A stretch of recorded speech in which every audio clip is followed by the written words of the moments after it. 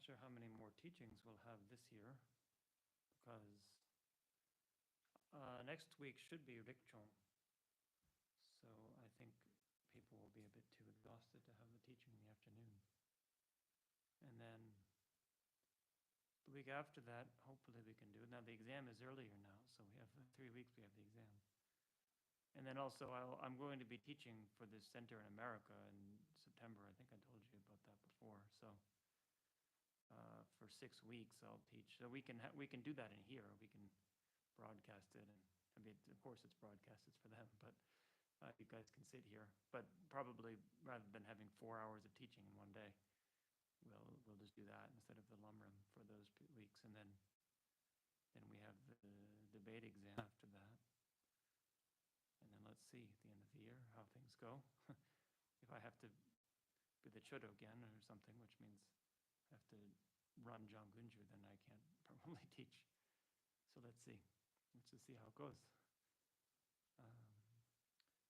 That's how things tend to go towards the end of the year. They get busy. But we can at least have this session and see how much we can do.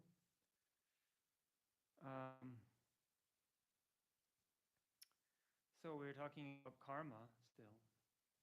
I kept saying we're going to finally get to this section on karma and Abhidharma. So finally we started last night.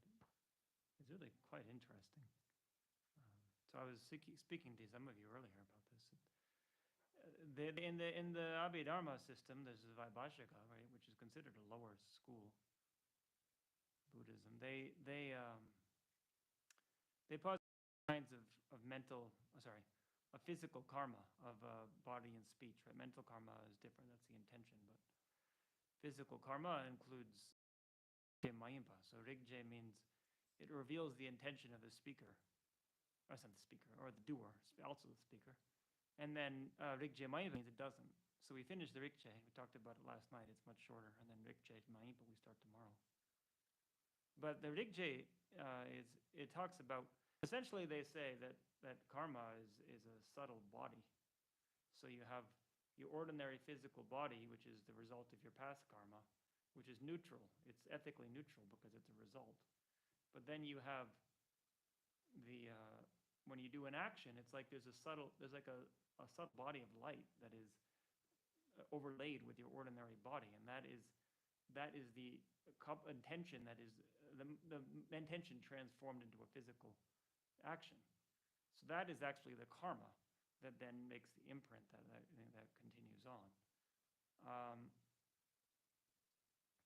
So you think about it, it's like people have all of these different accumulations of these actions that kind of imprinted on the subtle psychophysical aggregates.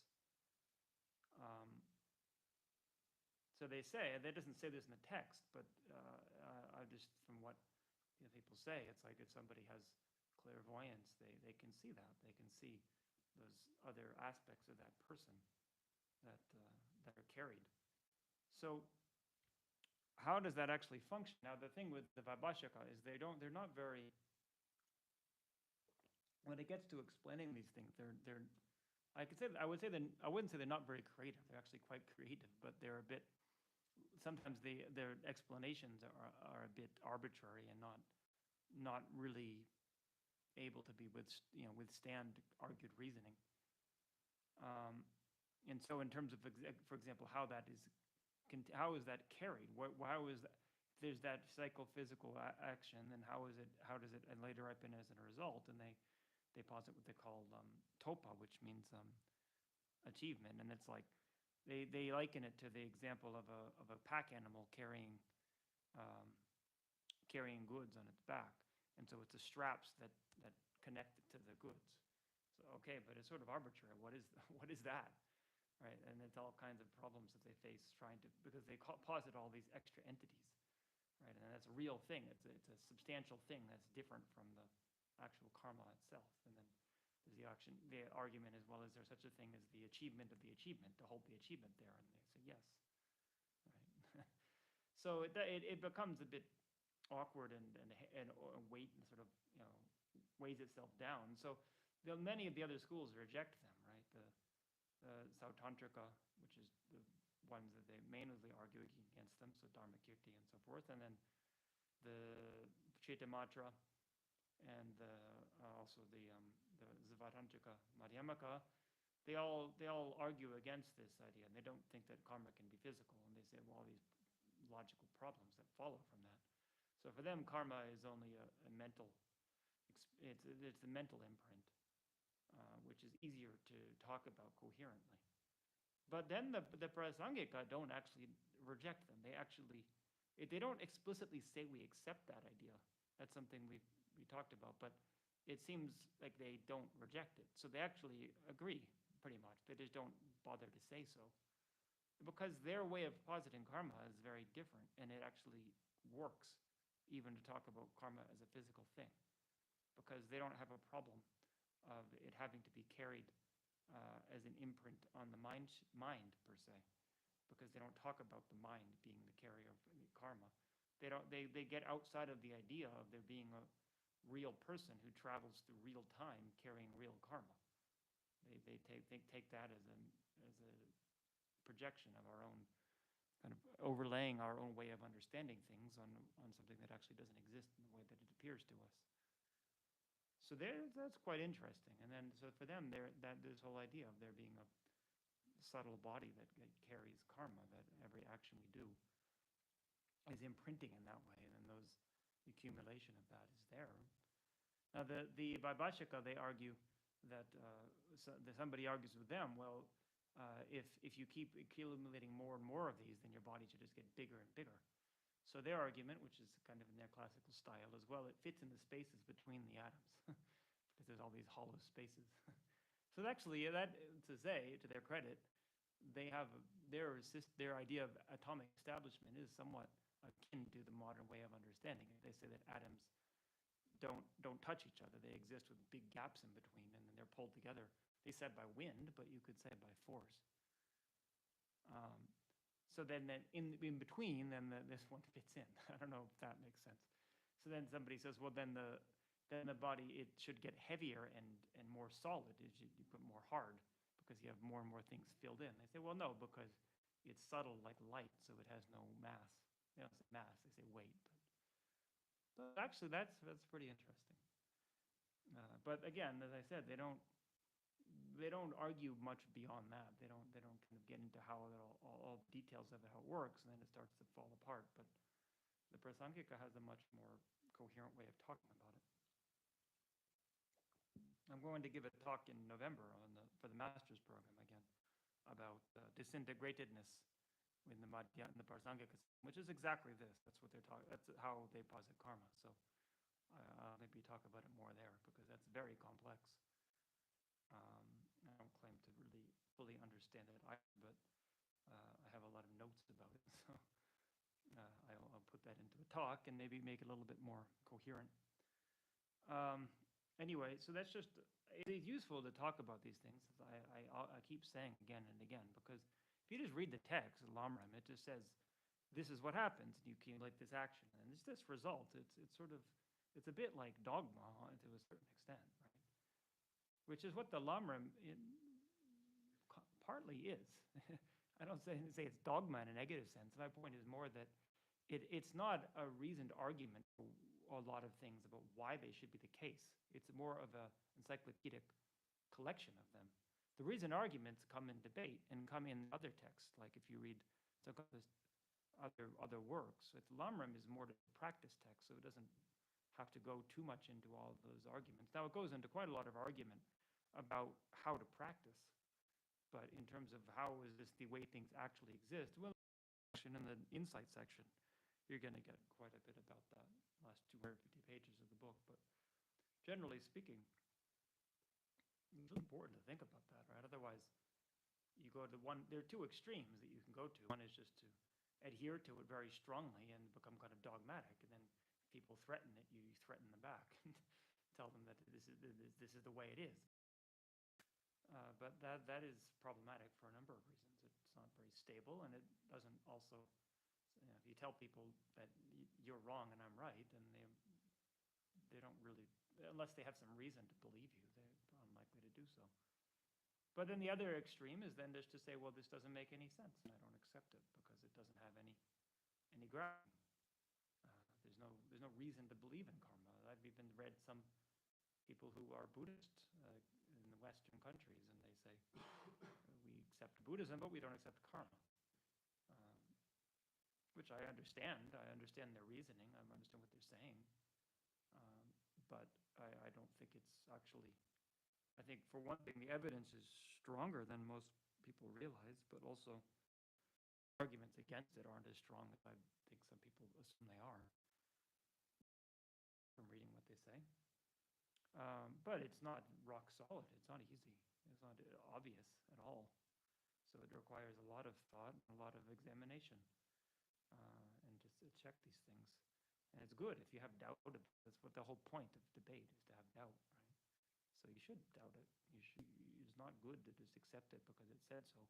Karma, as I said before, is not a variant phenomenon, so it's not something that it's actually appropriate to just accept because it says so in the text. Hello. Yeah. Yeah, that's okay. Yeah, that's okay. Yeah.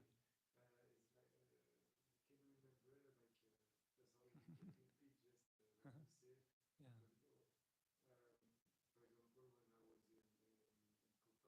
Yeah, yeah. Mm-hmm. Subconscious. He said the karma is related to the subconscious mind, is what he was saying. Yeah, I don't know who it was or what context he was saying it. I mean, it certainly in the word subconscious is a Western term, right? But so it don't have quite the same conception of how mind functions. I think that what they're getting at is related to all unconscious mind in Western psychology. And there's discoveries that have been made about that in the past 200 years that were not necessarily known to the people then. Like hypnosis. Hypnosis was invented in France, actually, in your country. I don't know if you know about Franz Mesmer, which then became a major movement in the 19th century. Understand not just using it, but the implications of what it means, and that gradually led to the understanding of subconscious mind, that the movement of. So that's a lot. That's actually quite interesting evidence to look at, right? And then they're discovering some quite interesting things. And then nowadays, some people they'd use hypnosis to access past lives, which it has its advantages and disadvantages. It's not very veridical, right? It's like if I just say I remember such and such thing. Well, unless you can provide some evidence, it doesn't hold weight for a lot of people. But if it's done well, it can be vertical for one thing. But secondly, it's also just useful to look at that. People are having that experience. So what is it saying? Whether it's true or not, and why might or might not be true. But certainly, they understand, at least in the Buddhist text, they talk about subtle impulses and so forth. They understand something about subtle mind. Of course, that's what they were doing with meditation. They just have different ways of talking about it. And so, yeah, as my point is, what you're saying is very valid, and it's really useful to learn more about these developments in Western psychology and try to understand how it relates to what they're saying here, to make sense of it. It shouldn't be that we feel that it's all just clear and you don't have to think about it anymore because it's all just been decided in the text. It's not like that. They're talking in a very ancient language in some way that what's that? Yeah, they come from a very different worldview, right? So think about that when we study the Abhidharma, right? I just mentioned we've been studying this now for the past 8 months, the Abhidharma. All right. And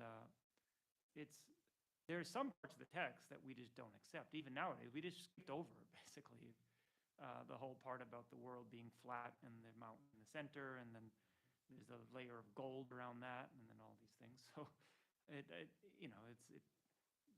some people still argue, there are less and less, but there are still monks who argue that actually is true. About 12 years ago, they had a science conference that a lot of the senior teachers were invited to, and they challenged the idea that the Earth was round. They said, how can you prove it to us? Please tell us. They were kind of belligerent. But it's less and less, especially as more and more of the monks go to the school and they have modern education. But my point is that over that, but then why do we then thereby, why would we thereby accept everything else that's said in the text, right? If that it should if that can't be potentially mistaken, it's a potential that other parts are also, we don't know. So it's all has to be examined. It's very useful to think about. As I said, the things they're talking about, I say they're interesting. That doesn't mean they're necessarily true. But we can think about could they be true and why? What reason might they be or not be true? And another thing I would say is that I think their explanation of mind is more likely based on experience than their explanation of the universe, because they weren't that concerned about the external world. So they didn't have telescopes and they didn't travel very far. So they didn't have much access to it. They just kind of said this is how it is because we all know it is. Everyone assumes that in our culture, but it wasn't like they made a big effort to map the world. Whereas with the internal states, it was very much based on their own meditations and also on the teachings of the Buddha. Right, a lot of it is grounded in valid sutras. Right, whereas the picture of the universe, as far as I know, I'm not aware of any sutra that is definitively traced to the Buddha that actually talks about the flat world and so forth. It's not something that Buddha really talked about. Um, so there's also that as Buddhists, it's not that what the Buddha says is necessarily true. You shouldn't just say that. But if we really admire the Buddha and we became Buddhist, interested in the Buddha's claim of enlightenment, then we're interested in what he claimed to know, and then we have to examine it. But if we just dismiss it, then basically we may as well dismiss in some sense being Buddhist. It's that in as much as if we say that the Buddha was incorrect about things that we really know he said and that were the essence of his teachings, then it's which is okay. Some people even acknowledge that. They say that I don't accept everything the Buddha said. I just find some of the things he said useful, which is perfectly fine.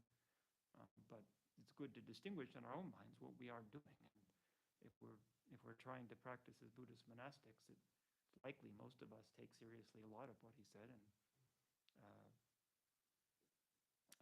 I personally do. I think, as I said, it comes from a very different culture, but at the same time, it's very relevant. There's very little of what the Buddha talked about that has become obsolete, whereas the teachings on the world and the continent, well, whether there's any basis in it, I don't know. Maybe somebody was seeing other planets and they called them other continents. I have no idea. But in lieu of further evidence, we can say it's not that helpful for my personal practice. So we could talk about that a little longer, but I think we'll just go on now with the text a bit. So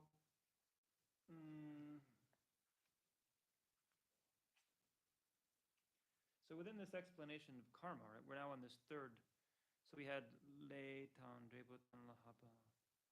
So we had where this is large. The main section is on black karma, meaning negative karma, and I talked about identifying the actual paths of black karma, and then the weightiness, which are heavier and lighter, which we did last week, and now we talk about the results this week. Right. So this is something we have a lot of talk about in debate. Actually, we haven't gotten to that yet this year. We talked about this a lot back when we studied about the 12 links of dependent arising, and a bit in Madhyamaka also, and some other places here and there. So the three kinds of results, right? So the three kinds of results, just briefly before we go into them, are namig drebu and yundugi drebu. Right? So namin means ripened result. The point is you plant a seed and then it ripens. So the action is the seed. So the ripened result is the aggregates of your life, right? That's the main thing. So when you're born, it's your body and throughout your life, the experiences that you have of your own body and your own mind, things that you don't effortfully create in this life. That's the main thing, and they're neutral, right? So the namig drebu is very good. Gives a very clear definition of it in Abhidhamma Zu. It says, it's just two lines. Namen lung de ma den zhou, semjin zhou lung ten di zhong.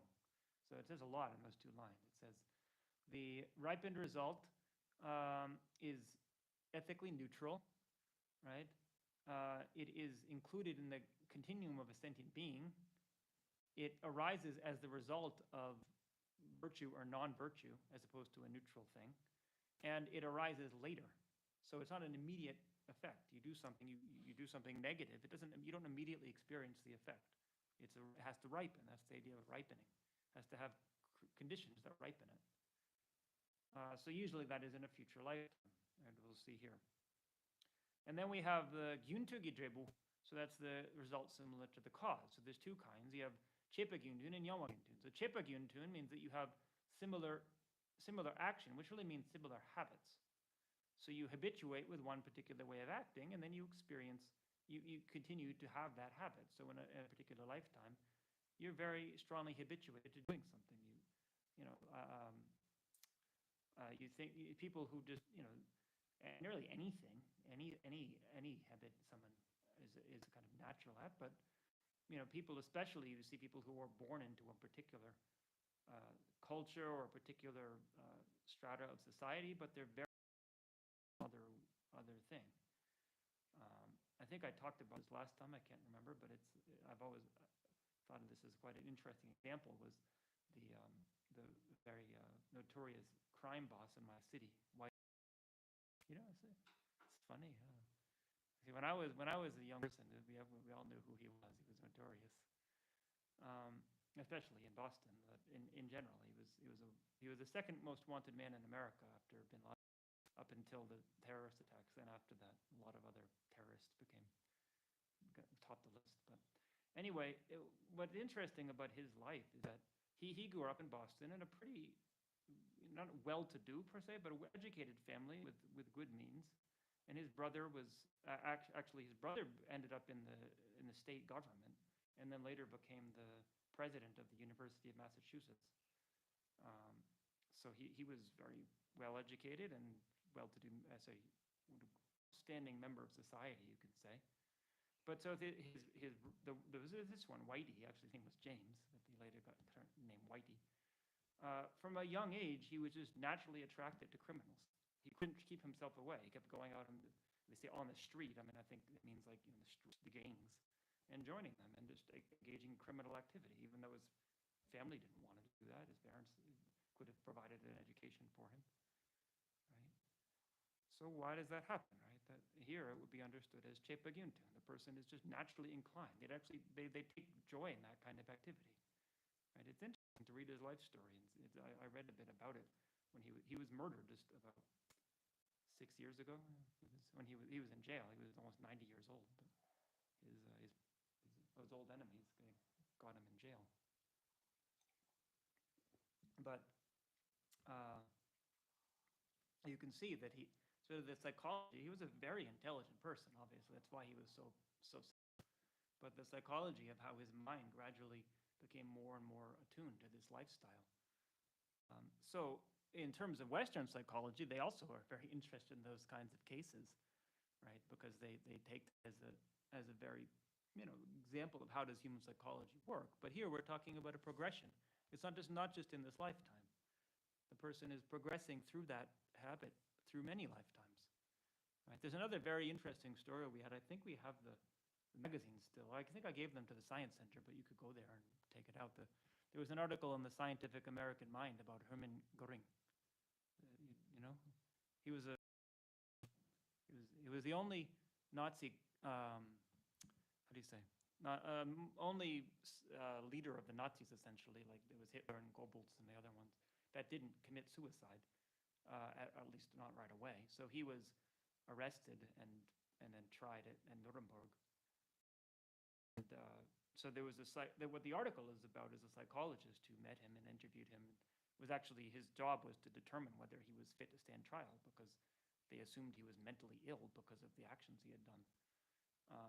But it was very interesting to see the description of his personal psychology and how he came to those conclusions that he did and the way he acted.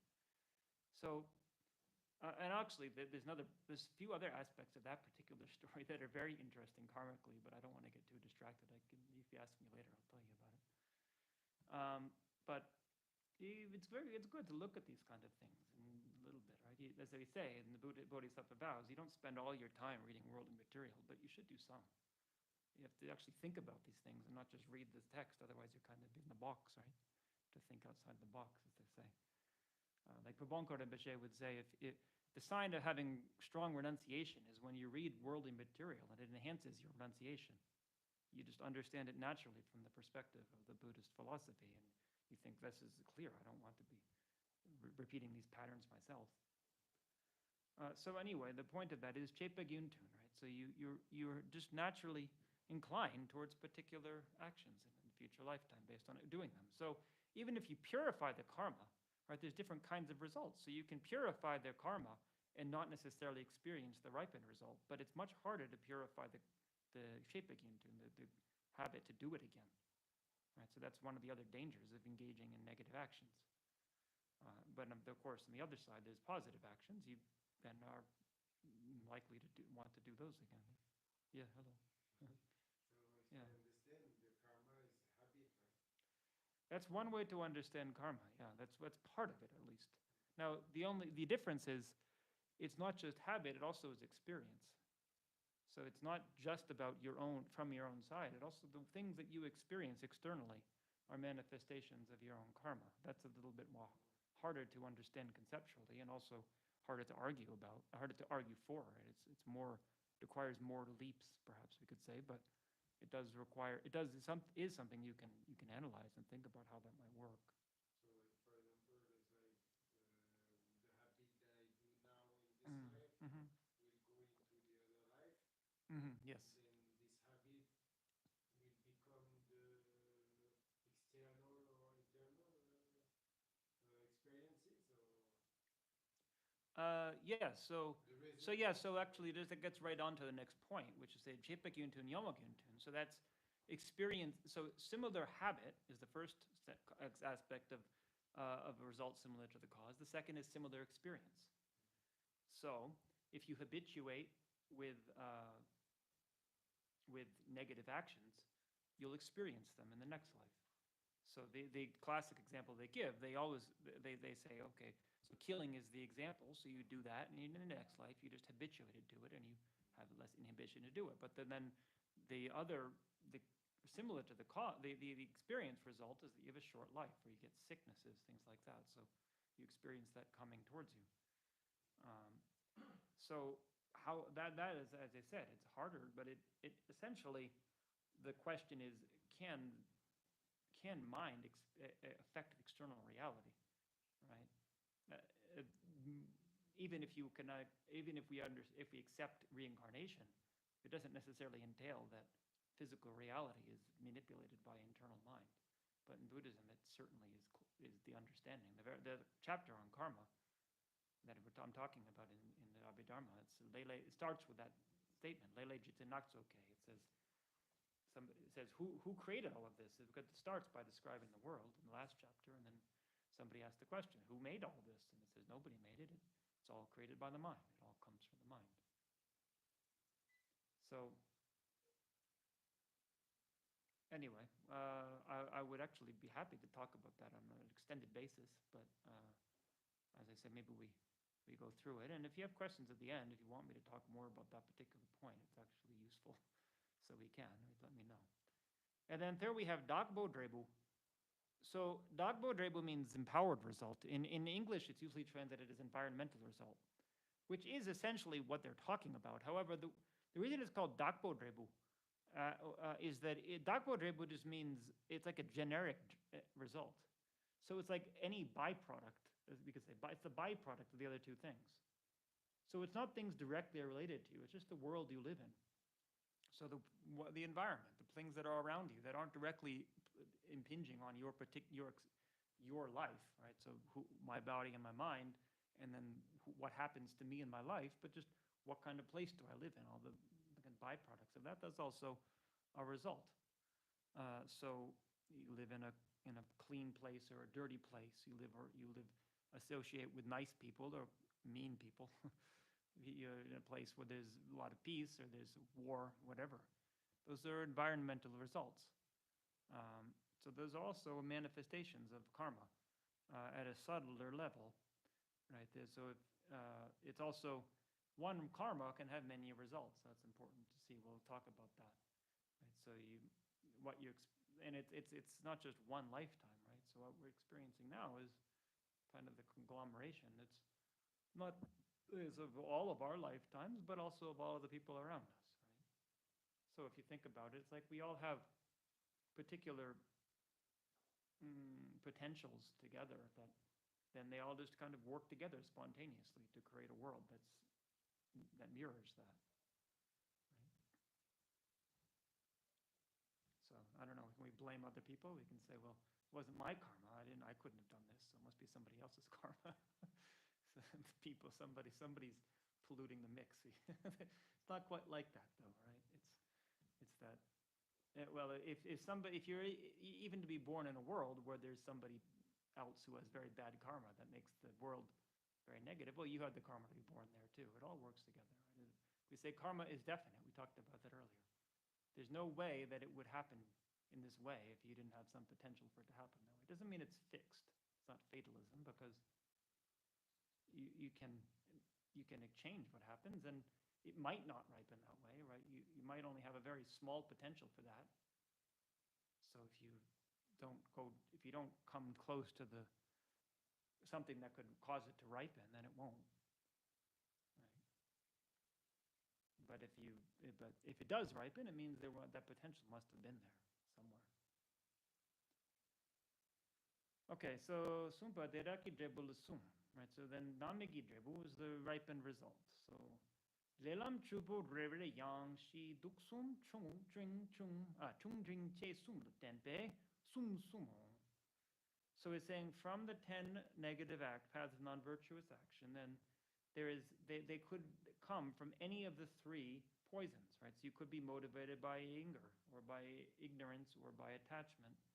And there could be strong, medium, or light. So there's 9 possibilities, right? So it says any of those actions, then chempo churene niawa. So if it's a strongly motivated non-virtue, then the immediate result will be birth in a hell realm.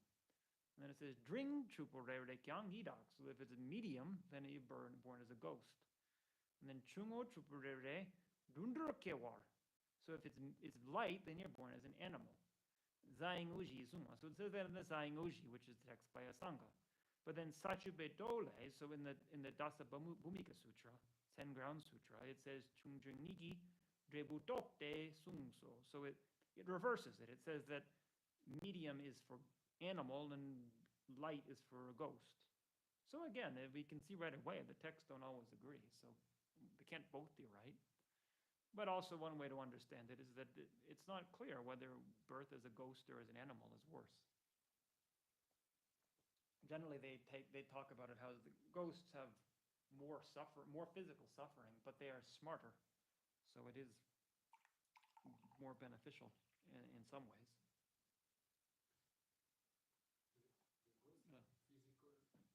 Yeah. So the understanding here, ghosts are said to be they're physical. It's a subtle physical body. They don't have a coarse physical body, but they experience like we would experience in a dream. There's a physical sensation, but it's not as solid as ours. So things may not follow the same laws of physics, I would say, than they do in our experience, because it's like a dream. But it's very real when you're experiencing it. If you can't wake up, right? Yeah. About this ghost, because once Atapatemba told me that in Tibet, there are some ghosts. I mean, they call it donji, right? Yeah.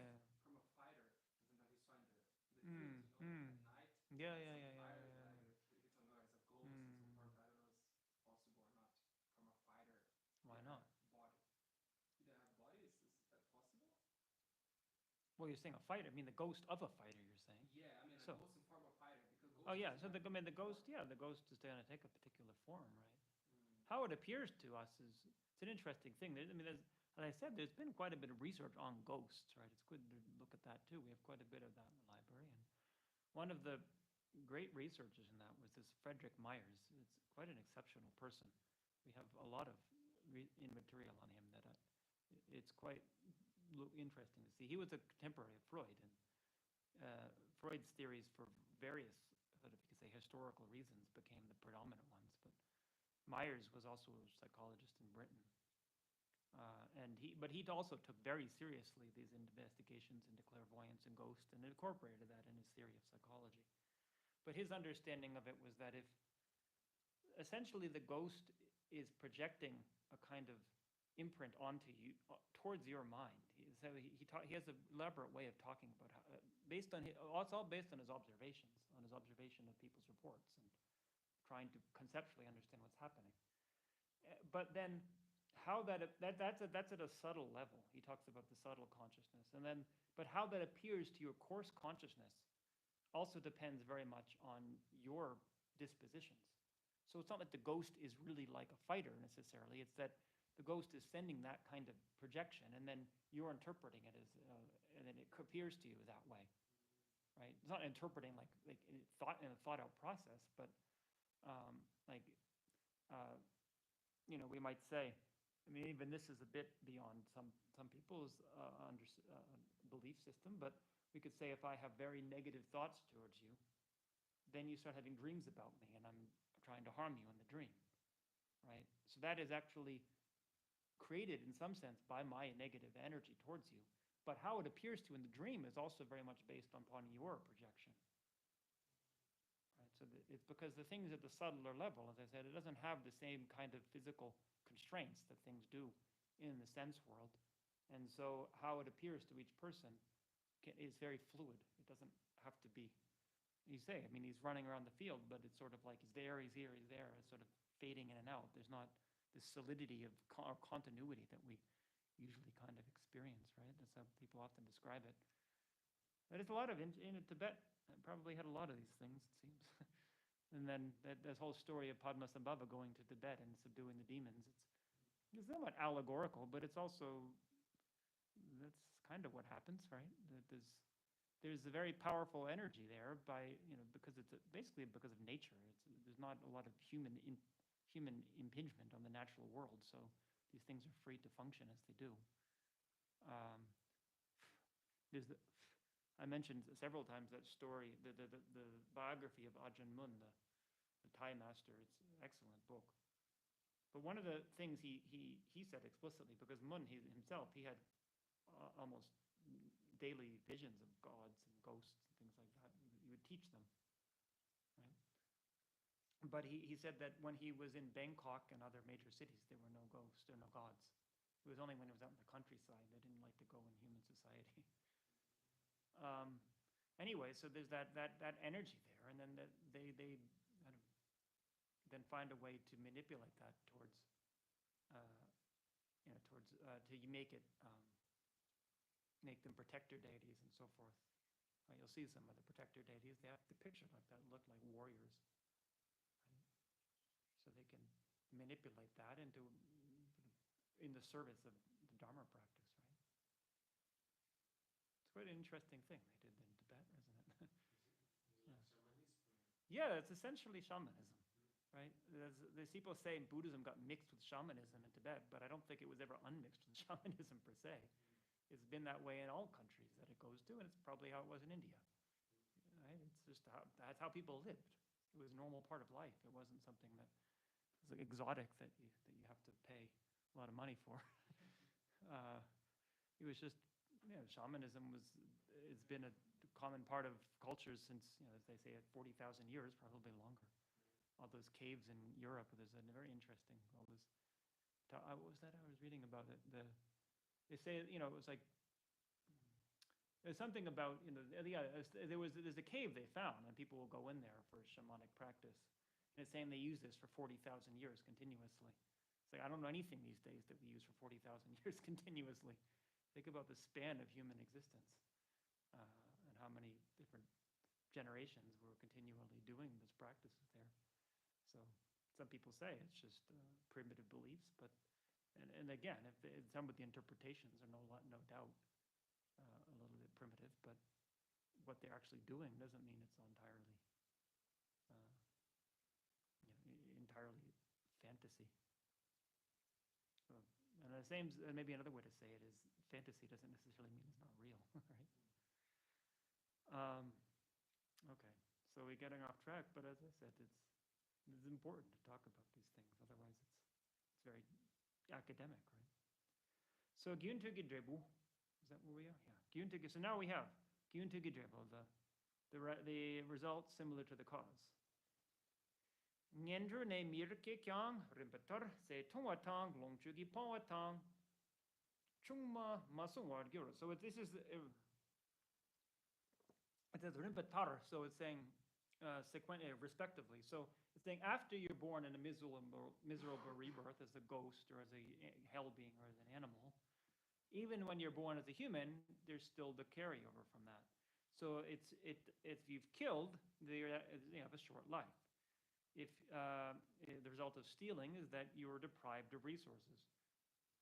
The result of sexual misconduct is that your wife is unfaithful. You can't guard her. I mean, as I said, this text is mainly written for men, so that's why that takes that perspective on it.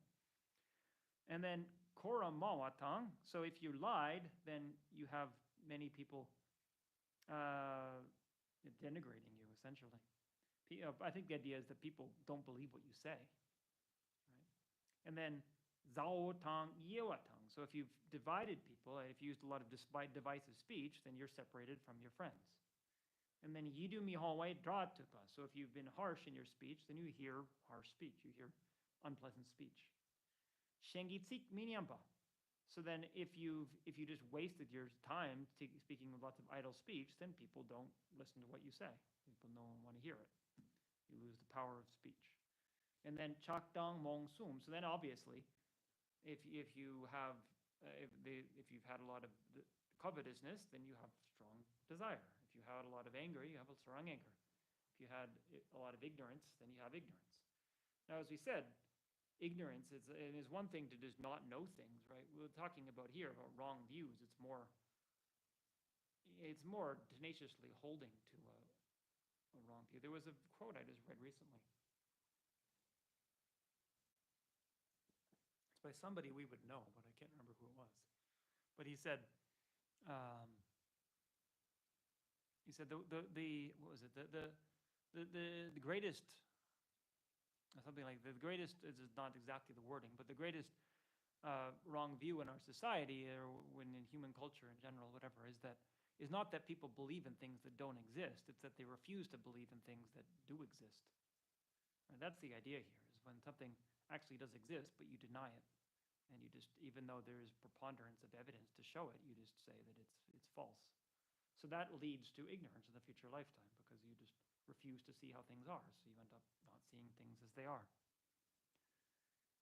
So now we have Tempapu Leu, which is the chapter on the truth speaker. It's a chapter from a sutra. And then Sachupe Dog in the 10 Ground Sutra, they say, so they give two results for each of them.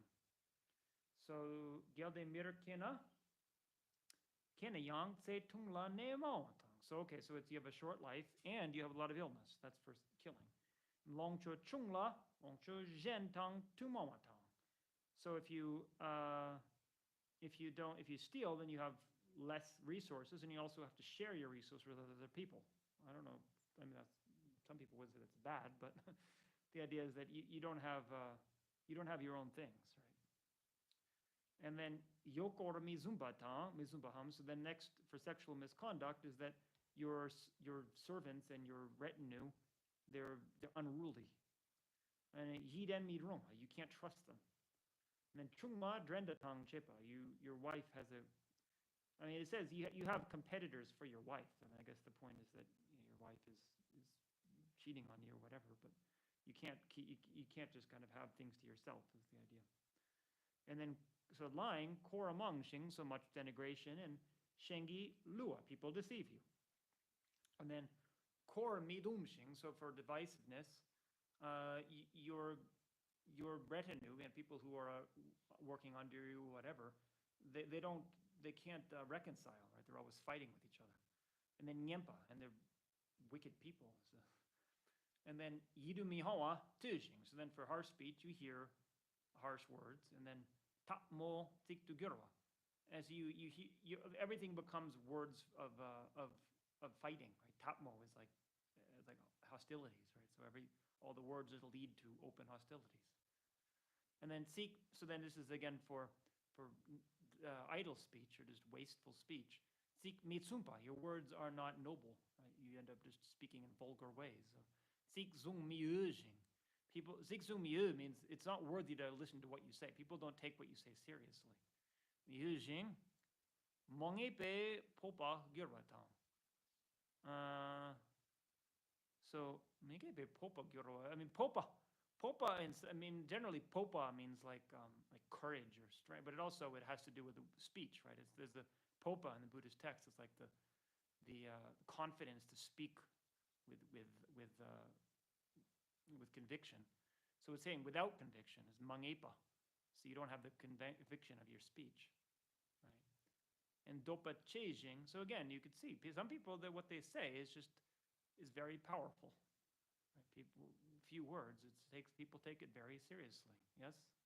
But in this case here, popa is like with a good connotation because usually Well, it's popa chimpa, like right. So, but here it's mangepe popa. So it's like negating it. It's like, yeah. So the popa would be good, but it's mangepe popa. I mean, I guess the idea is that it doesn't without popa. It's without you don't have conviction to say something because you're just kind of you're lacking in kind of force behind your speech.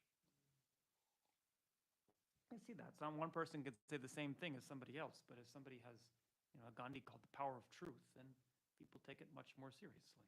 Right? Gandhi, that's basically what he did. He didn't do anything except say what the British basically said, shame on you. That was the essential essence of his message to the British. What you're doing is improper.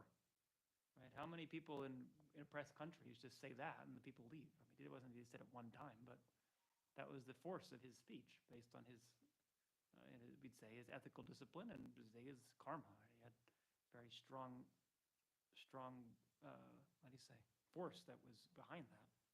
Not just from previous lives necessarily, but also in this life, right? Yeah? Oh, okay. Oh, I see it. Thought you were raising your hand. So, and then, okay, so then with covetousness, then dopa chasing. So you have lots of wants. You want this, you want that. You're never satisfied. Chok mi shipa, exactly. You never experience contentment. Everything you have is not enough. You always want more. And then mi pempa.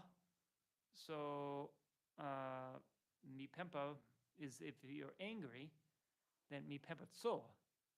So mi pempa tsoa, I mean, that's like mi pempa is not benefit, right? Mi pempa tsoa. It's like looking, searching for not benefit.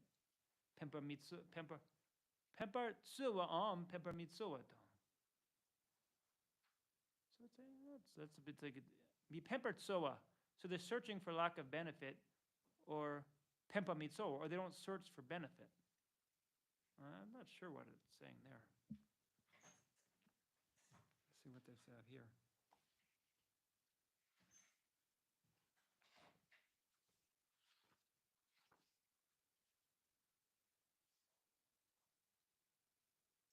You would seek the unbeneficial or not seek the beneficial. So I guess the point, yeah, that's what it says. But I guess the point is just that you're not naturally inclined to the right things. You naturally end up going towards the wrong things that actually hurt you. So that's the result of malice, not of harmful intent. And then shen nuper chepaham. So then shengi nuper cheper gyurwatang. So then you harm others or others harm you. And then the result of the wrong view is tawang enching. You have a wrong view, like bad view. It's not just wrong, but like a pernicious view, right? One that actually harms you. Yogu chen de girwa. So yoga chen is interesting. I've always translated that as hypocrisy, but that's how I first saw it when I first learned the word yogu. But actually, Tokmei just asked me yesterday or 2 days ago what yogu means, right? He in his school, they gave him a list of 16 guidelines for being a good person, essentially, and told him to memorize it. So I was explaining to him what they all meant. And one of them says, don't associate with Yogyu Chen. So I said, hypocrite, and I had to explain to him what that meant. But I'm not sure it actually really it means hypocrite quite in the same way as we do in English, right? It's two different things. Yo-gyu.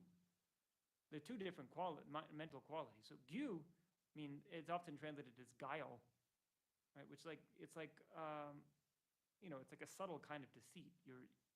You kind of like for example somebody. I used that example a few weeks ago of Othello of Iago. That is definitely guile, right? He acts like somebody's friend, but it's very cunning.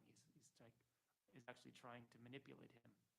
And a yo is like fluctuating. So your words aren't trustworthy. You say one thing one day, then something else the next day, right? So and that's in some sense it is what we say hypocrisy. I mean, really, hypocrisy in English literally means that you say don't do this, but you do it yourself, right?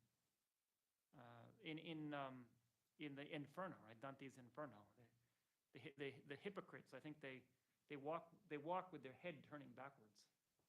Right? I'm not sure that. I guess the idea is that what they're saying is the exact opposite of what they're doing. Right? Maybe their words are going that way, their body's going this way, something like that. So it can be that, but essentially Yogyu-chen just means you're not a trustworthy person, right? You have a wrong view, then people just think they suspect that what you're saying is not right. Sungsu. So lama goma nam mir kene yang. So also the previous teachers, he's saying this is what it says in the text, but also previous lamas of past generations, they say kene yang sokcho sokte dakla garwa gyurachepa.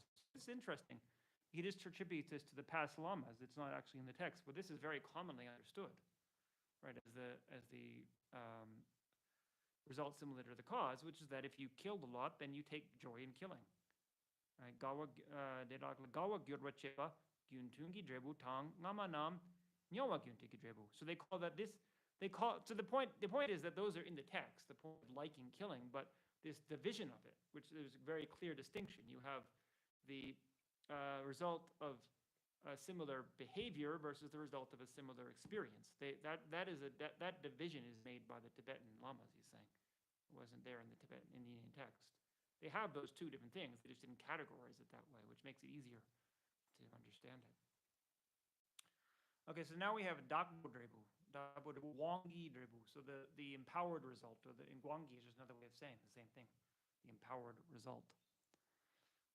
So Sokchupa La Le Chinugi Jiktengi Satung Tang Men Tang Drebu Soba Tu Chungwa Tang. So this is all for the killing, right? And the result is that the external world that you live in, right? The food and the drink and the medicine and the fruit and so forth, they're all weak. They don't have much power, right? So things are not efficacious, you'd say, ineffective. Nyampa is the same idea, right? They don't work very well. You're in a place where the food is not very nutritious. And then Yupa Tang, Top Chungwa Tang, they don't have much force, right? Ju Kajing, they're hard to digest.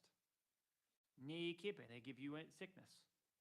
Semjin Pilchir, Sema Zipriyang, Chiwargiratang, right? So for the most part, sentient beings, their life they don't exhaust their lifespan, right? The life doesn't last long, even though it could. There's something gets in the way of it, and they die. So as I've often said, you have to be careful. You don't want to get hung up on this to the point where you don't actually do anything. Like if you say, well, I'm just sick because it's my karma, well, there could be something you could do, right? But at the same time, some people do the exact same thing, but then it works for one and doesn't work for the other. So that maybe you could say has something to do with the karma, right? But no matter how much they try to stay healthy, it just doesn't work. So if you're eating bad food all the time, then that is probably one of the main reasons you're not healthy. But at the same time, some people eat bad food and they don't get that sick. So there's also different capacities. There's many different causes, right? That's the thing. You can't. That is what I've said. That's called a very hidden phenomenon. To really know what the cause is in any particular case is very hidden. Maybe it's karma, maybe it's something else. So we shouldn't just attribute it to karma. We might actually find a creative solution, but it also could be. Yes? But if everything is karma, so even the fact that eating bad food every single day is also part of the karma? well, the habit to drink it is a karma, right?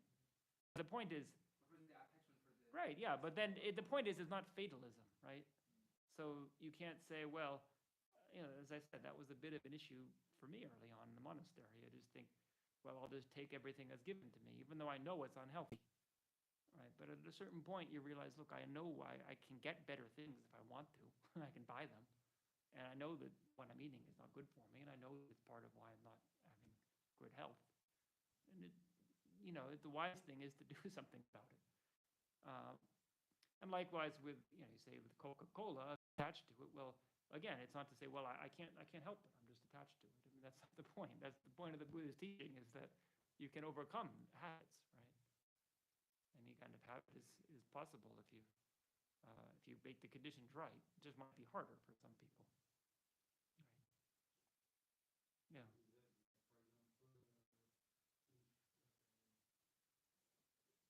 For example, me, when I was kid,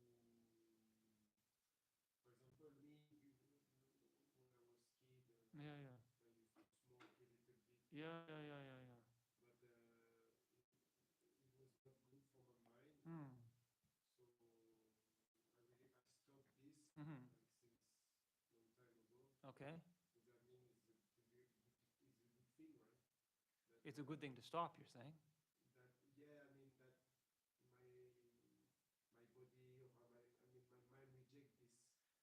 Yeah, I mean, of course, if it's something that's harmful, it's a good thing if the mind rejects it, right? But for some people, they like the smoke or something, and Yeah, they it's stop as I said, there's so many different factors involved in why somebody would do that, right? I mean, they've identified various genes and so forth, even that seem to be related to addiction. So now, for one thing, somebody's genes. That's a totally different question, early the discussion, but the way that genes actually create behaviors is not that well understood. And so it doesn't necessarily, by any means, mean it's not karmic. But at the same time, there could be something about the makeup of a person's physical body that also is related to it. If it turns out that a particular medication helps people to overcome addiction, there's nothing particularly wrong with taking it. We don't say, well, it's karma, so what's the point of the medication? Well, then we might say, what's the point of taking any medicine? That would be the argument. So yeah, there's many different factors that play into it, why people are habituated to certain things. But this is one of them. That's the idea. We have to think very long term. It's like similarly even with psychology, right? There are people who argue that all the imprints come from your childhood, but that can be taken to too much of an extreme, right? Like Freud, I mentioned, and then Freud had one of his students was named Adler, Alfred Adler. And Adler broke off from Freud because he felt Freud was getting too obsessed with focusing on childhood causes of things, as opposed to just practical solutions of the here and now. Do you drink too much? Well, stop buying alcohol, right? Change the situation so it doesn't happen that way, rather than you have to go to psychoanalysis for 3 years to figure out why you're drinking so much, what happened in your childhood. Well, maybe that's helpful. Maybe there's something to it, but at the same time, there are other factors involved too, right? So it's the same thing here. That there's just one more thing in the mix. There's the past karma also, but it doesn't mean that there aren't also practical solutions right now that are applicable, that might be useful.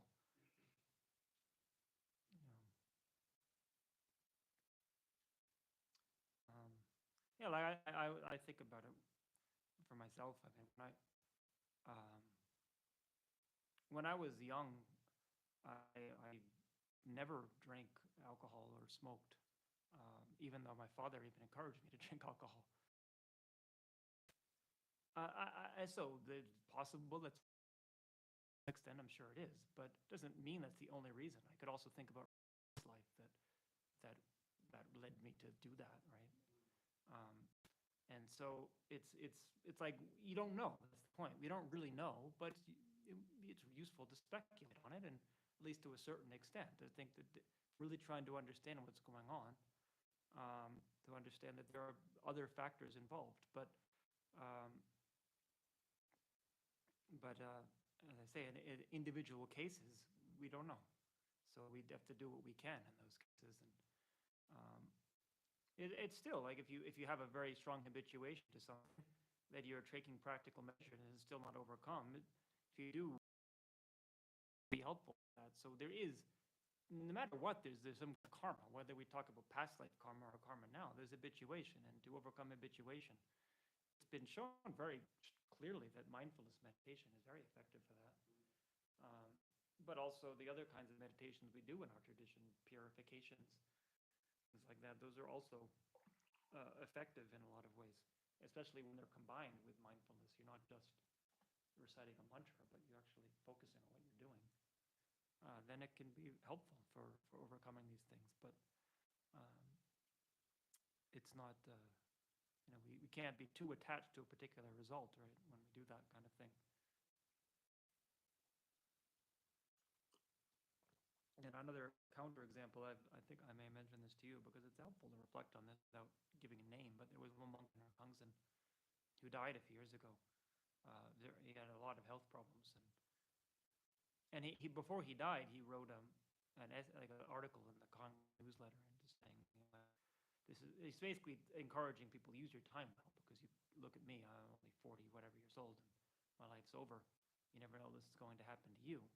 It's a nice thing to say, but the thing is, one of the things he said is, I imagine what kind of karma I did in a past life to have this kind of experience now.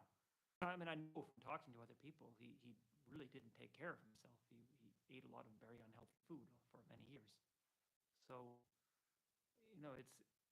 it's not to blame him by any means, but it's good, to think about, because that's something that all societies struggle with that. But it's like if somebody dies, it's good to look at, well, what did they do that we might not do so that doesn't happen to us, right? Because we could do something. The karma you can't necessarily control, but even here, understanding we can change that. It's like you have a potential. It's not fatal. You're not destined to eat this way, right, just because of your karma, or even to have this experience. If you really, anything is changeable. Just might take a lot of effort to be strong.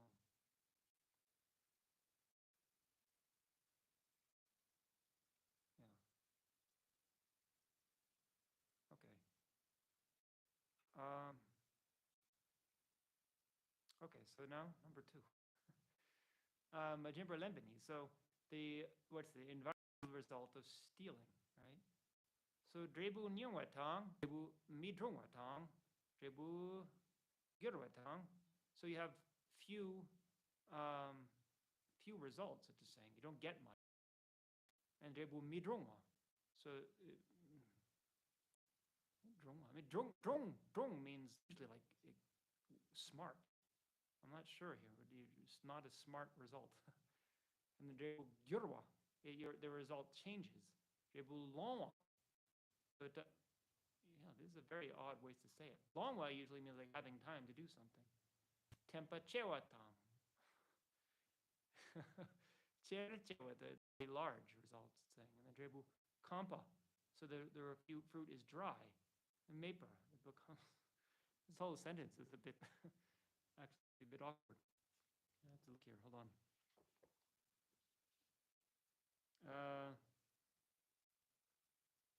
What do you mean law? Law. I'm saying law in general, it means blind for one thing, but it doesn't mean blind here. Blind result maybe, but it also like long to have time to do something, right?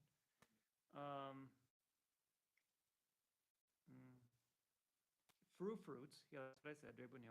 Fruits will not be perfect. So drumwa, it's saying taking as perfect. Will change. Yeah, changing fruits. Partially spoiled. So longwa, it's taking as spoiled. And then tenpa. So tenpa, yeah, I didn't know that word actually. Drought. Large, severe drought, or in great drought. Char tempo, yeah, char tempo. So great rain, it's saying. And then drebu kamp, the fruit dry up. That's all. Yeah. So basically, the point is the place you live in, the harvest doesn't go well, or whatever other things. That's just because of your stealing it. All these things happen. So lokyam gini.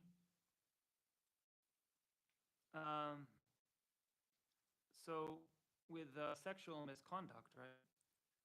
Shangqi tang, dang zuk tang, jin jin tang. So shangqi is is excrement and urine, right? So you just live in a place that's polluted with those things. Dam zup, so dam zap, sorry, so like thick, like mud is basically the point. Dam and zap, both are words for mud. And then jen jin is filth. Mitsawa is again another word for filth or just unclean.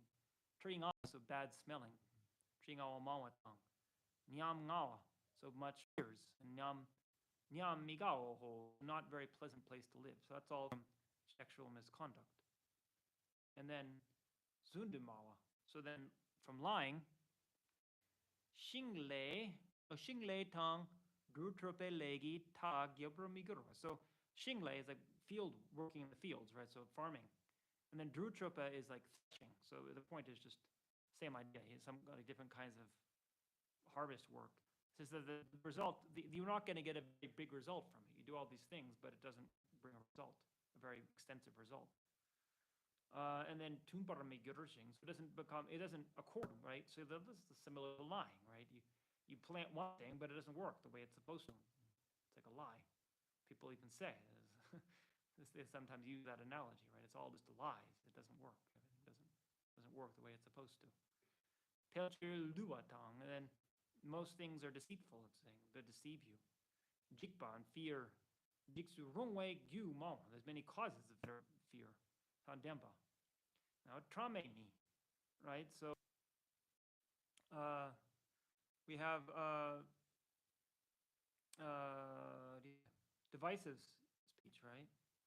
Sacho barborwatang, barbortang. So yeah, like uneven ground, it's saying, right? Because uneven, you split people apart. So you out of divisive speech, you get uneven ground. Changjong, yeah, I think I'm not sure, something like that about unevenness. And Toma, same idea. So it's high and low, living in the hills, like we do here. I guess we all had divisive speech.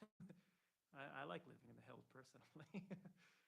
And then Joe Pakatong, so it's hard to travel, right? The land is not good to travel on. And then Jikbatang Jiksuramwe Gyumompo. So it's fearful and many causes of fear, same as the last one. Tandempa. And then Ngaksupe Supani, so from harsh speech, Sacho Dongdum. So you have logs in the area. I don't know if logs are bad things. A dongdum is a log, yeah. And then serma, there's thorns. I guess the point is, logs, like when I took you to Jotikang, remember? And there was that big log lying in the road. We had to climb over to go under it. So it makes it obstructive. And you have lots of thorns, logs and thorns.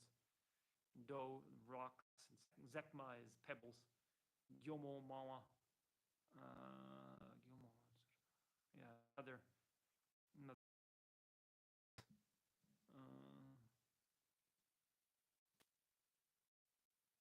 Sorry. And the last one, drew true. They were taking drew as boats. I took it as threshing, which it can be also, but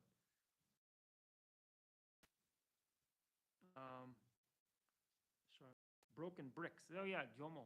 Yeah, gyomo that's what it is. It's like broken bricks. Yeah, I mean, I don't think it means broken, but it's just bricks. So there's many bricks in the road and so forth. And supatang, it's rough ground. Dang minumpatang, so it's the kind of the how do you say it in English? Dang, it's like, but here it's like the ground. Minumba means it's not rich. The ground is like there's not much plant life. It's all barren. Maybe it's and Bapchu, there's waterfalls. I guess a waterfall is very beautiful, but I suppose if you're near one, it's not so good. That's the idea. And so, oh, I see. Denka, so it's saying there's not waterfalls, there's not lakes, not denka. Denka is ponds, not ponds. So is it saying? Yeah, lacking waterfalls. So I don't know if waterfalls are a good or bad thing, but I guess here it's a good thing, so you don't have them. And then Tsako Tang, Gondun Tang. Gondun Tang, Tache Tang. So it's saying just that it's like desolate areas and the Dikpa Chengi Saji. It's a place where a lot of sinful people live. Sajang Jikbe Gyumon causes of fear and so forth. So that's all the result. of living, of having harsh speech. Yeah. And then sikyawe, so then from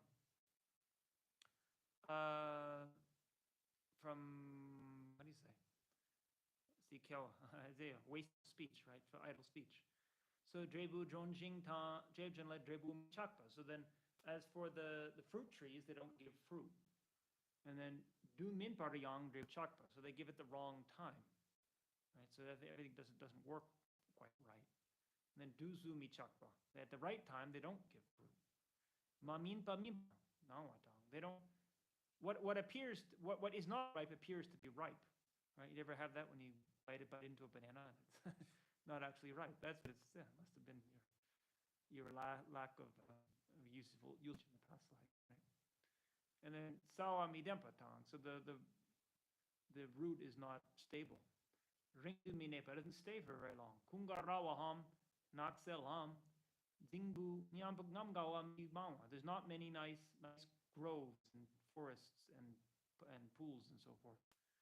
And then jikbegu mambo. All four of the ones of speech, they have many causes of fear around you. So again, this is the idea, is the environment that you live in. It's just a reflection of your own past actions. Right? So that way, I was a bit joking, right, with the banana thing, but the point is, it's not like it's just a strict rule. Like if you have a banana and it wasn't ripe, then you must have been practicing gossip in the past life. But the point is that it's just giving examples. This is the kind of thing, and you can imagine how that might happen, right? It's like poetic, but that's the point, is that that's actually how things work, right? Poetry is not just, as I say, it's fantasy, but it doesn't mean it's not real. How do things, the world is a reflection. It's like an allegory for our actions. Now, how does that work? If with the laws of physics, well, I'll talk to you about that separately if you want, but that's what the argument most people would say, is that, well, everything just functions according to physical laws, and so this doesn't make any sense. The world is not an allegory. What? For those who live in the desert, yeah, it's like yeah. maybe some of them they like it. Well, yeah. The thing is that if the karma can be very varied, right? So some people actually like that experience, right? So it's a matter of it being unpleasant. That's the negativity. Or it could just be that they have bad conditions, but they make the best of it. So that's actually, there's many different kinds of karma, right? So that, right? The point of the practice is not to have perfect conditions. We're trying to get out of samsara. We're trying to not be born at all without any. We don't want to be born in this uncontrolled way. But the point is that as long as it's happening, the world it's a reflection of something, right? It's something deep inside of us that we're not aware of. So, well, one thing to say is that the laws of physics predict how certain things function. But what it has to do with how it's experienced is still very much up in the air. Right? You can predict what wavelength of light is to come to your eyes, but in physics, can physics explain why it appears blue, why it appears red? I would say, well, that wavelength is blue, but that's not the point, right? Is there anything in physics to predict the experience of blue? Right? So that's one problem with it. But there's deeper issues, right? But it's very good to ask these questions, right? If they come into your mind, that's a good sign. Otherwise, you just have this vague sense, right? You have to actually specifically, why is it ridiculous? What about it is ridiculous? What about it is out of accord with the way things are? Yeah. If I understand what you say, is like, yeah, the karma is doesn't matter where you are. Mm. If you feel good, Mm. it's a good thing. Well, it's not necessarily. It's like, yes, if you have a pleasant sensation, then it's a ripening some kind of positive karma.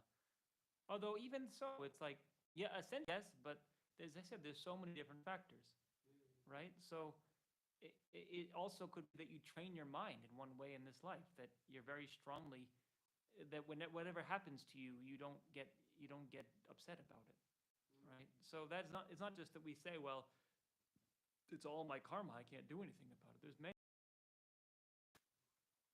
but we have to.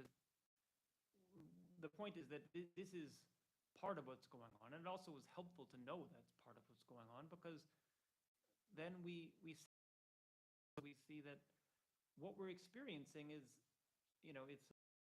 it's intending to teach us a lesson, but at the same time, it is our opportunity to learn from our mistake is playing out for us, so we have to deal with it. We can't escape from our own past mistakes. So we have to creatively use the situation that we're experiencing now. You going to say something? For example, regarding good sensation, killer, for Yeah. example, when he kills someone, Yeah, he yeah. feel sense of happiness, or I killed someone, and Uh-huh. So this happiness feeling is like a repeated karma from the past. This good sensation that he Yeah. got. Well, for one thing, I would just say, not all killers feel that way, right? That's the sign of a psychopath, a sociopath, right? They say that they um, they get a rush of sensation when they kill somebody. For most people, anybody actually, it says pretty much, except for sociopaths, they do not feel that way most of the time. It's usually unpleasant. Even with sociopaths, it's something they habituate to. Even that story I mentioned of Whitey Bulger was quite likely. I don't know if they ever diagnosed him with that, but I read about the time he killed somebody when he was young. He actually, he had a sense of regret because he killed the wrong person. Actually, he accidentally killed the wrong person. But then his mentor essentially told him, "Don't worry about it. It's what happens." Right? But so that's a common thing I've read about with like sociopaths. That the first time they kill somebody, it's like they do have some kind of regret about it sometimes, not always, but then there's also a rush of sensation, and they gradually get addicted to that, and then that kind of that sense of the unpleasantness starts to fade away. It's just that rush that they get when they do it. But the point is, yes, essentially. I mean, that has to do a lot with what we're talking about here in terms of results similar to the cause. Somebody's very habituated to a particular thing, and so it is experienced as pleasant for them, right?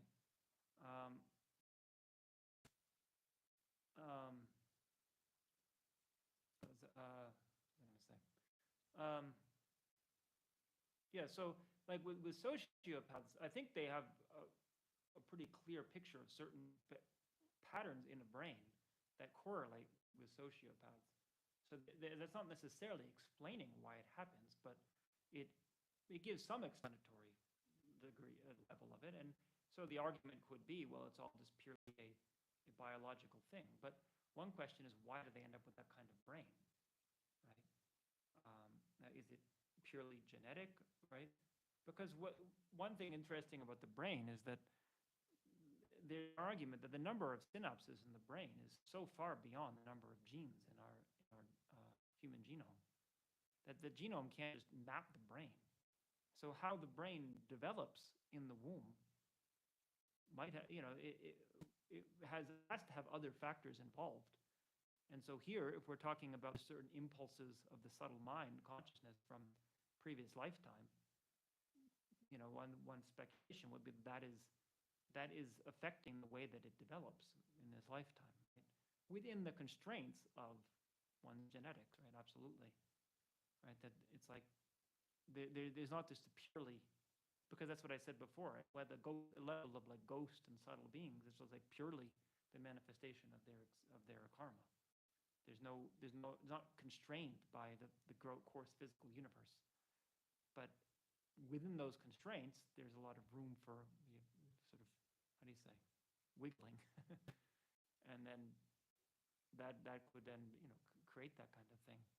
So it's so to say it's the result of karma. It's not like literally this thing you can trace to this exact cause. It's too complicated, right? But there's a lot of other things in the mix, right? A lot of people on one lake all paddling oars in the lake, right? And then the lake is violently churning because of all the paddling. You can't trace that turning to one of the paddles, but they're all involved somehow, right?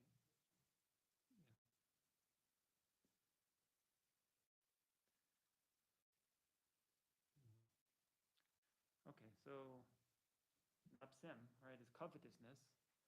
Punsum tamche, lo rere tang tutsikang, dawatang, shak rere yang, nyamshing, rila, pelani mimpatang.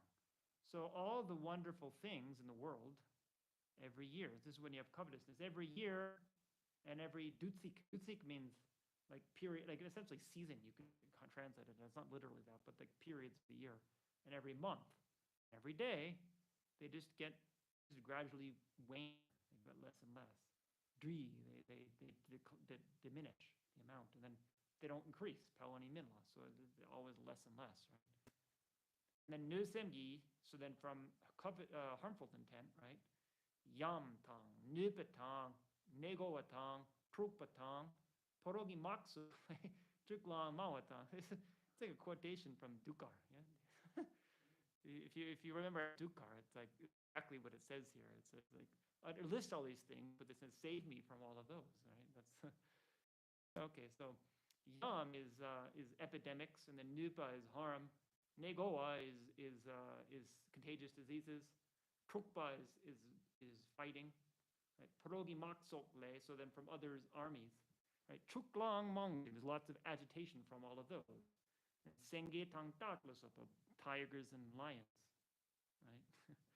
Lasopatang, drool dupatang, so poisonous snakes. Digba. So digba could mean sin, right? But it could also mean threatening. Right? The word digba is also a verb that means threaten. So it could be people threatening. And then singi me mawatang. So lots of it's like fireflies. Yeah. A zin is like a bug, yeah. And then the fire, much fire from bugs. Yeah. Nujin. I think it might be a kind of spirit because Nujin is a yakshasa, right? It's a kind of it's generally actually a beneficial god. It's a bit contradictory. The word means a harm giver, but it's actually like a beneficial kind of deva. But here, cruel Nojin, so the bad Nojins, right? And then Chomkun La Sopas.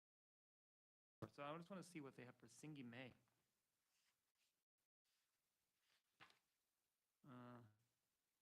Yeah, it says many fireflies. I don't know. I wouldn't have thought of that as being that big of a deal, but I guess if you have too many fireflies, maybe it's uncomfortable. So then Lokteini, so then you have wrong view as a result.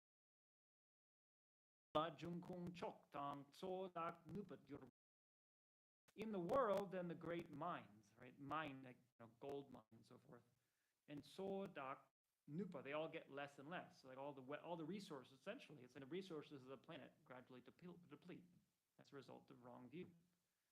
And then ngobo mitsawa, so then unclean things. Dungawadak chok dutsam. So the suffering things are supreme and clean. There were no. I see. The point is, I see. Yeah. So it's actually contrasting these things, right? So it's saying that the things which are unclean appear as clean, right? These are the general wrong views, right? That you think things are unclean, which essentially means the human body usually is the clean, right? It's attractive. And things which are the cause of suffering, they appear as the cause of happiness to you, right? And so it's saying that things don't appear. You have wrong perceptions of things based on your past wrong views. Everything appears, you just don't have an accurate assessment of the way things are. And then ne tang kyopa tang kyapmepa. So there's nowhere to stay. There's nowhere to someone to save you. There's no refuge. Mepa gyurba ho.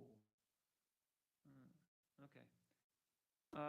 So now we have karpole. So we finished this whole section on nakpole, on the negative karma. So we have white karma. Karpole tang drebu. So you have white karma and then the results of that. So it's much shorter. It's not, yeah? Yeah.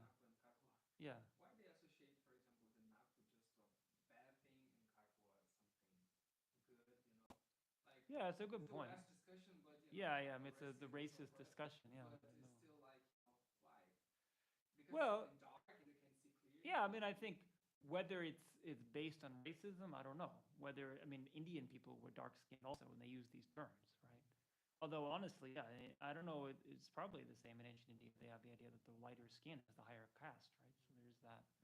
But I think also it just might have to do with, as you say, that darkness is things we don't understand. We can't see. I mean, in historic times, it was much, feel a lot less frightened walking around in the daytime than you would walking around at nighttime, right? So it seems to be a pretty common thing across cultures, right? So whereas like something like gold is not, right? That's been clearly shown that historically the attribution of to gold as something valuable is its cultural thing.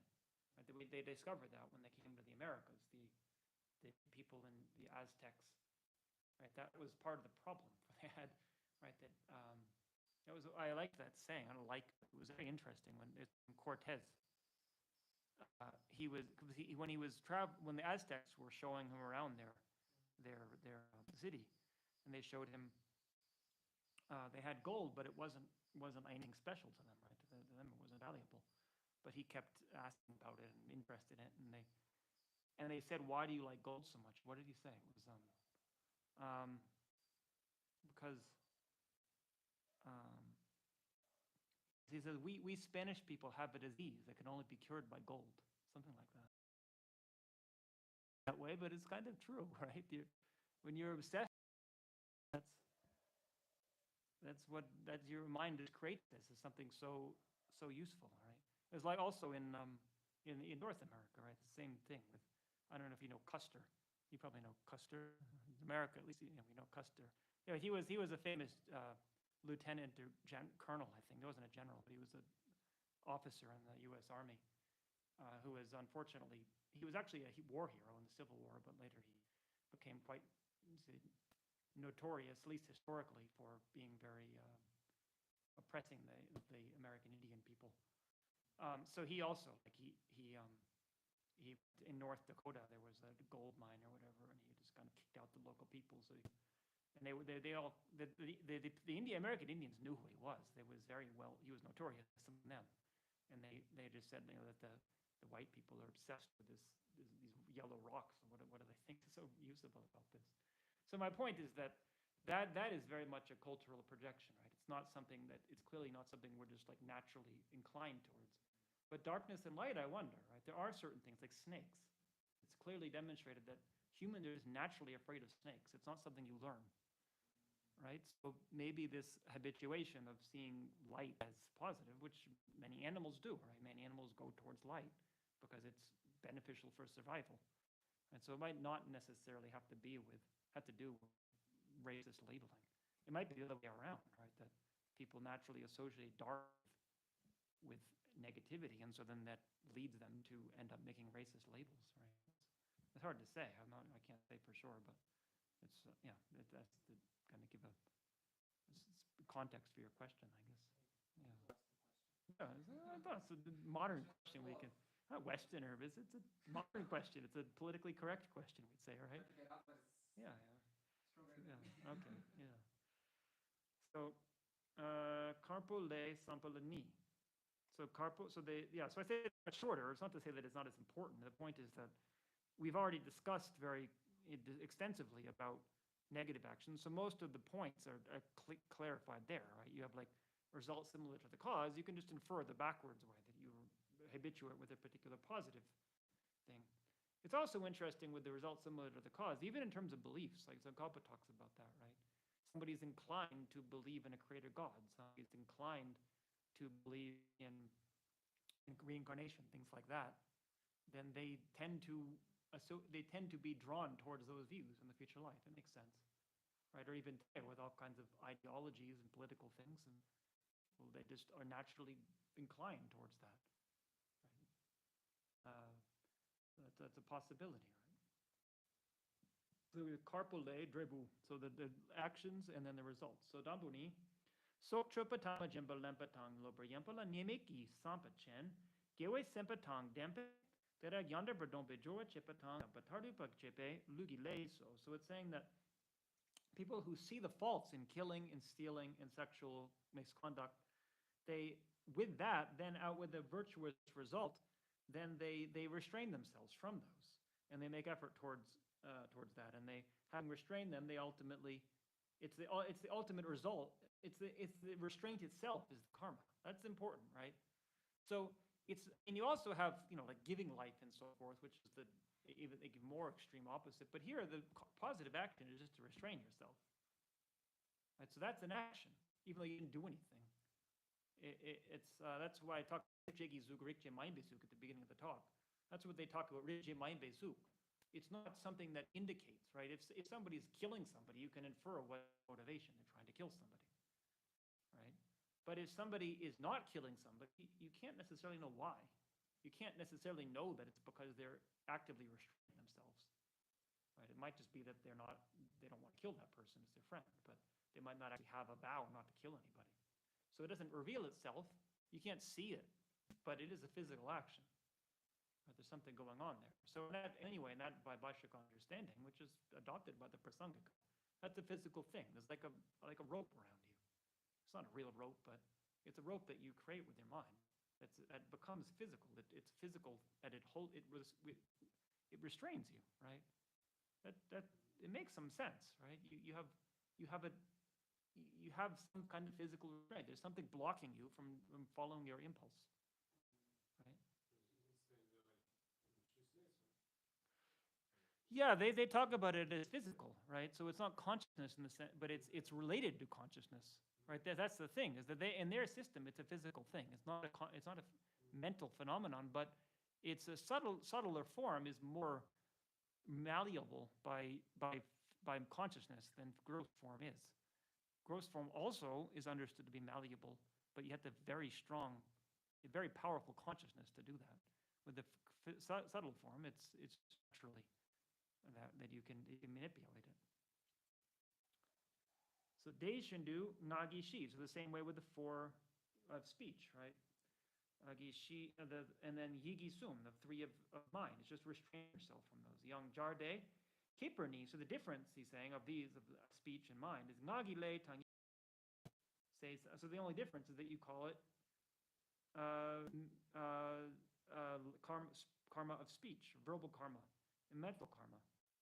So although you're not physically doing anything, it's a physical karma. It's bodily karma. Saingujile.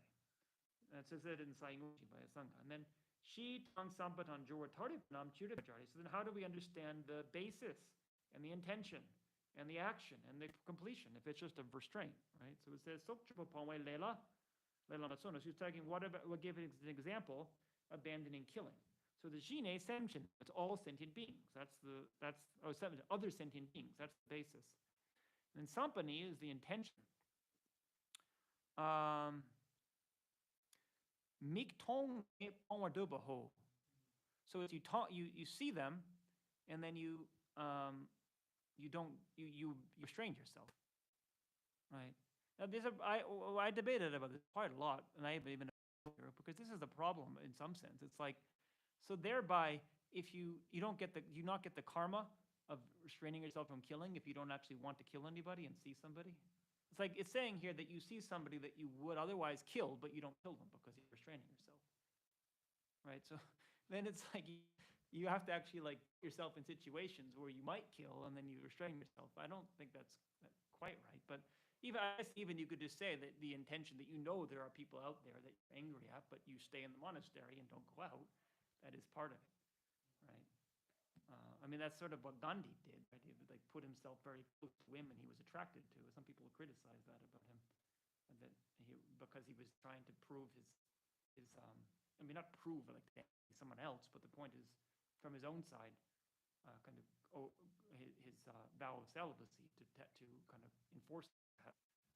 Whether that is enhances the karma, I'm not sure, right? But the point is that even having the opportunity, you don't do that thing, right? And then Jorwani, so the action is sopar yanda pardombe duce do, right? So then it's the duce right here, meaning the karma, right? The karmic action of restraining yourself from killing. And tardukni pardomba zope lugi, so it's the completion of restraint. It's not really clear when it happens. Right? How do you distinguish? Is it happening every moment, right? You don't kill your whole life, so every moment you're completing another one, or it's not clear.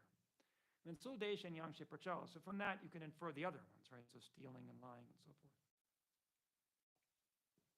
Okay, so we can finish, and then if people have any questions.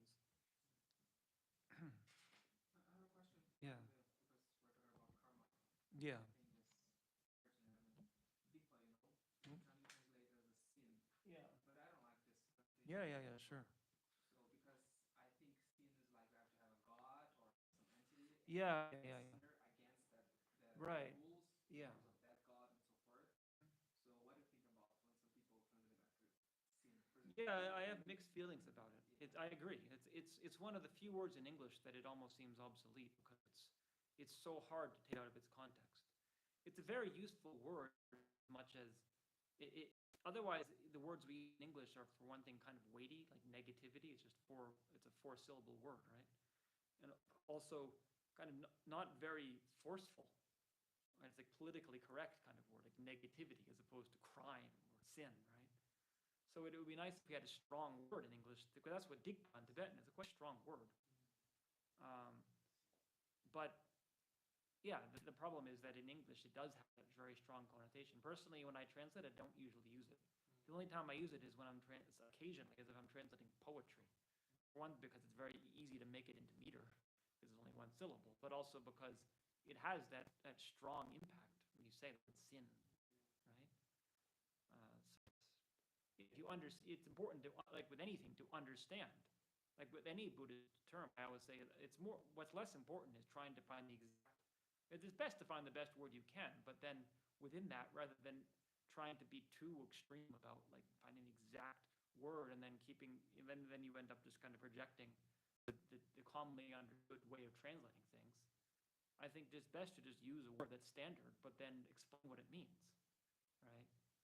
But the problem with sin is it's hard to do that because it has such a strong connotation, more than almost any other word.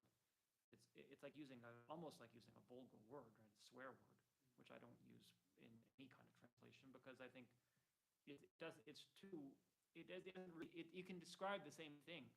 It actually is something I read. It was saying like, it's a sign of bad writing if you have to use swear words. If you can express the same emotion using better language, it's much more effective than it's like kind of how do you say, make recourse to just using foul language as a way of making your point, right? So you can express the same thing with creative language.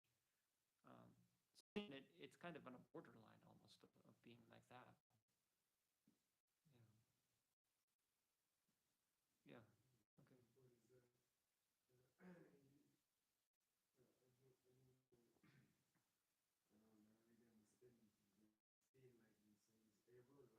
Evil. Yeah. Yeah. But if from the beginning, like you have, even though you say you don't swear, but you say with a good word, Mm. but you still have the same thought Mm-hmm, behind your word. Yeah. Better. Well, it's still not great. Yeah. I mean, it's like sarcasm we would say in English. Yeah. It's still not a positive action if you're using it that way, right? So it goes to the point that a lot of it has to do with intention. But I think with swear words, even if someone has a good intention, it can often be taken in the wrong way, and it's because of the strong association. That there's a very good chapter. There's a whole book, The Language Instinct, by not in Language Instinct, but in Stuff of Thought. They're both by the same author, Steven Pinker. It's an exceptional author. So in that, he has a whole chapter in Stuff of Thought on swear words. It's great. It's so well researched to see all the understanding that actually scientists have made of why people swear. Why? What does it do? It's very interesting, right? Like I was actually telling my classmate last night, we were talking about this because of, I guess, non-virtuous speech. They find that Broca's area of the brain is related to speech, right? So if that's damaged, the person usually can't speak, but they can still swear because the swearing comes from a different part of the brain, right? It's actually an instinctive reaction, and somehow the brain, we could say the subtle mind, whatever, it co-opts our understanding of language to use it in that way. So it's not coming from a reasoned reflection to say that. It's like when people stub their toe, it just comes out. You can't help it. just as naturally as it comes out to scream if you're scared. Um, so, but the question is, why does it offend people, and so on and so forth, and talking about it. I mean, what he basically comes to is that it's like, it's forcing people to think about things they don't want to think about. And that's why most swear words, it's like things we don't usually want to have right in front of our consciousness. Now we could say, as Buddhist practitioners, we do want to have those in our consciousness. It's sort of it's the main thing. It's like, even later, we have to be polite when teaching. We talk about the hell realms and just list this way people are being tortured. Maybe there's a place for that, but you have to be aware of your audience, right? You don't want to just, for a lot of people that might not be taken so well, it might not have the intended effect. So, with swearing, it's unlikely in a lot of situations. It's unlikely to send the entire intended effect. Now could be exceptions, right? There could be some people argue, which is somewhat reasonable, that monks should use common language. It even talks about that in some of the texts. Like, there's a lot of debate of what it really means, but it says using city speech when they teach, right? So you talk with the same language people use, right? Personally, I just try to avoid it. I don't find it helpful. I think it does more harm than good, right? But you can think about that, whether there's context for it.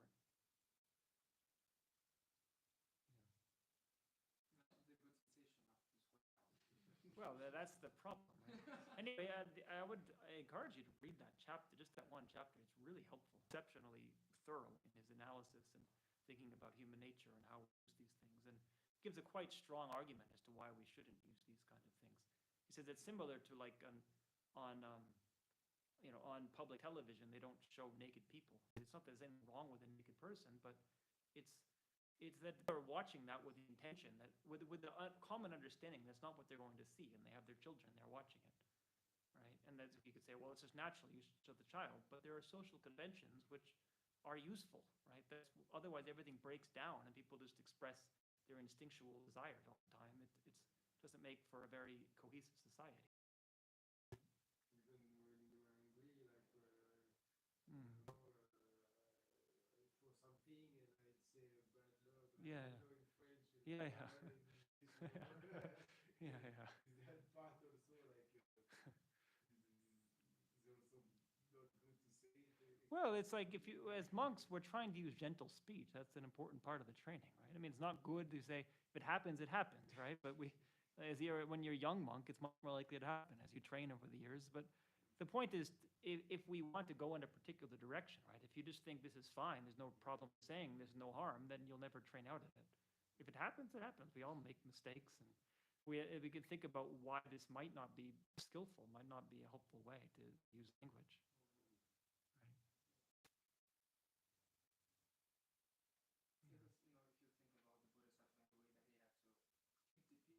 If you just use this sort of polite language and Yeah. see the other villages, people don't understand you. You cannot understand the problem of the people, and you cannot understand. Yeah. Explain to people how they. I entirely agree with you that there could be cases. There could be cases where bodhisattvas act in very unconventional ways, and that's the point. Is you have to be ready to deal with the consequences of that. You have to be strong enough that you can manage that, right? So I think there are modern examples of people where I think I really admire what they did, and I think it really it looks like it really was effective. And there are historical examples. We look at people like Marpa and Padmasambhava. But yeah, it's very dangerous. And if you're not, that can very easily backfire, right? And in a very harmful way. We see much more today, actually. There's only a few people of the many scandals that we hear about where I actually feel some sense that the person behind it really was a bodhisattva or something special. In a lot of cases, it just seems very shameful, and it's not that we want to emulate, right? So maybe the person started with good intentions, but they overestimated their ability, and then it just it becomes a disaster, and it causes a lot of people to lose faith, right?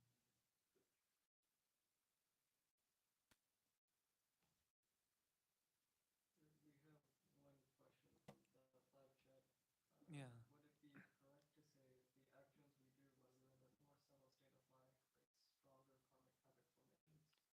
more subtle state of mind. I guess sort of. In Tantra, that's the understanding in Tantra, is that if we use this to meditate, it's much more. Yes, if somebody can maintain a meditative concentration while in a deep state of consciousness is very powerful. But and another way to see it is that in dreams, right? It said that actions in dreams are much weaker because you don't have full capacity. You're not really. It's not really your intention. It's just like your own habits playing themselves out on a screen. So I think that may be the key thing, is that for most of us, when we're in a subtle mind, we're not awake. We lose consciousness. That's the point, is that when the mind starts to subside into the subtler levels, our habit is to just kind of tune out.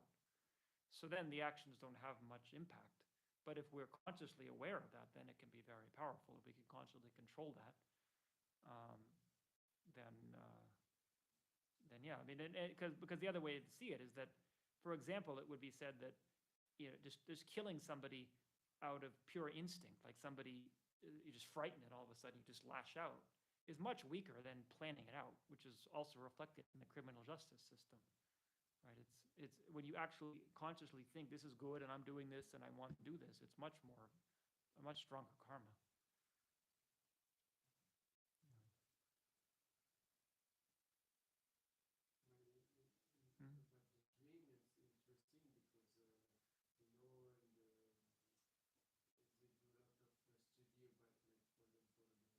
Lucid dreaming? Yeah. Yeah. Yeah. Yeah.